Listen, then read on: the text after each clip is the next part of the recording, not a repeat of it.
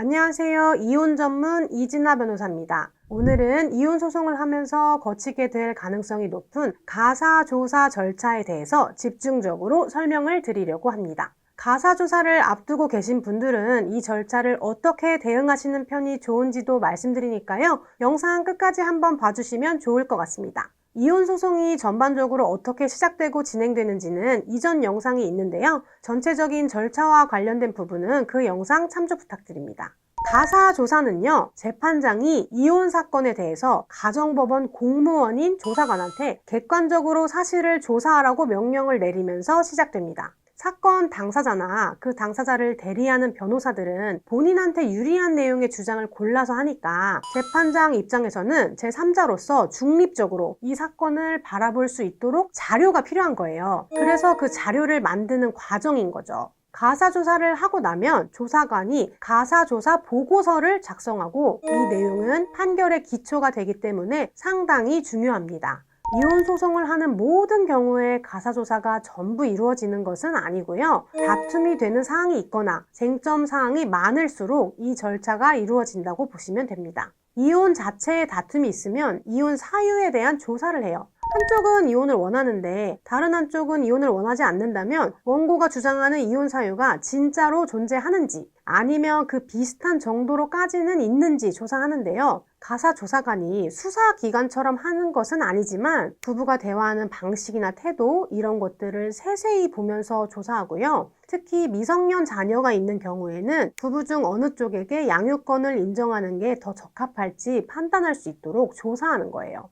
가사조사는 기본적으로 조사관이랑 부부 양쪽이 같이 있는 상황에서 대면으로 이루어지는 게 원칙이고요. 상황에 따라서는 전화로 한다거나 조사관이 출장을 나가서 출장 조사를 하거나 영상 조사를 하는 경우도 있습니다. 만약에 가정폭행과 같은 상황이 있었다면 상대방과 분리해서 진행해달라고 요청할 수 있습니다. 가사조사는 보통 2-3번 정도 실시를 하고 많으면 4번, 5번까지도 이루어지는 경우가 있어요. 통상 6개월 정도 걸린다고 생각하시면 됩니다. 가사조사를 앞두고 꼭 내가 직접 해야 되냐, 변호사까지 선임했는데 변호사가 서면 안 되냐 이런 질문 하시는 분들도 계신데요. 가사조사는 이혼 소송에서 직접 자기 얘기를 할 수 있는 기회이기 때문에 본인이 스스로 본인 얘기를 하셔야 하고요. 변호사가 그걸 대신하는 건 가사조사의 취지에도 어긋날 뿐만 아니라 조사관이 아예 그렇게 못하게 합니다.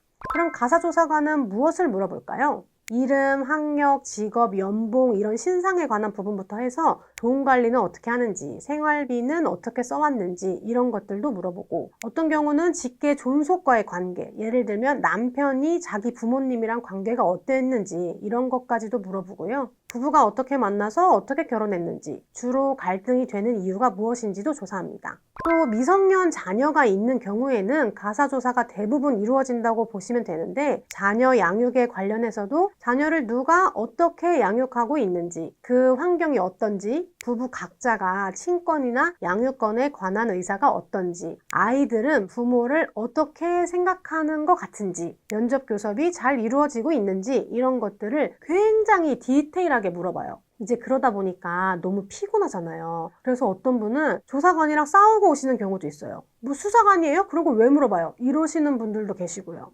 그렇지만 이렇게 가사조사관에게 부정적 인상을 남기시면 안 됩니다. 가사조사 보고서에는 조사관의 판단이 들어가기 때문에 조사관한테도 이랬는데 평소에 배우자에게는 어떻게 하겠냐 이런 식으로 쓸 수도 있는 거예요. 그렇기 때문에 조사관이랑 척을 지는 행동은 이 소송에서 굉장히 불리하게 작용할 수 있습니다. 그리고 기본적으로 부부가 같이 조사를 받으니까 그 과정에서 배우자 말을 딱딱 끊는다든지 옆에서 상대방 말을 비꼬듯이 말한다든지 하는 행동은 좋지 않습니다. 특히 이혼 사유를 다투면서 이혼 기각을 주장하는 상황이라면 이런 행동은 최악이에요. 조사관은 부부와 어떤 내용의 상담을 했는지 기록하면서 그 사람의 태도까지 자세히 기록해서 보고서를 작성하기 때문에 이런 행동은 주의하시는 게 좋습니다. 가사조사를 앞둔 분들께는 일단 좀 차분하게 본인 생각을 미리 잘 정리해 두시고 말씀하셔라 이렇게 전달 드리고요. 상대방 말에 너무 집중해서 거기에 발끈하지는 마시라고 말씀을 드려요.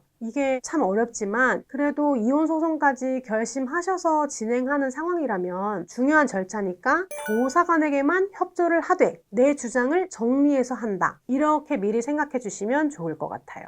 오늘은 가사조사 절차에 대해서 말씀드렸고요. 오늘 영상이 도움되셨다면 좋아요, 구독 부탁드립니다. 다음에도 유익한 영상 소개해 드리도록 하겠습니다. 감사합니다.